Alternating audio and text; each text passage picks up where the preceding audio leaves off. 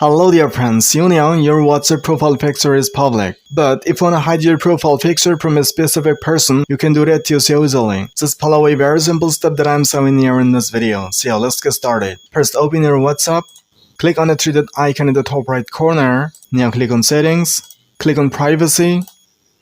Now look at the second option, Profile Photo. Just click on it. Now you get 4 options here. If you select the first option, everybody will be able to see your profile picture. If you select My Contacts, only the phone numbers or WhatsApp users that have been saved on your phone will be able to see your profile picture. But if you want to hide your profile photo from a specific person, just click on the third option, My Contacts Accept. And now select the specific person that you don't want to show your profile picture. Now after selecting the specific person, just click on the tick mark in the bottom right corner. And now you see here, one contact excluded. I mean one contact number cannot see your profile picture. So this is how you can hide your WhatsApp profile picture from a specific person. If you found the video a little bit helpful, then hit a like. And if anyone wants more this kind of helpful and informative videos, then to subscribe to the channel right now. See you soon in the next video with another helpful content like this. Till then, thank you. Bye bye.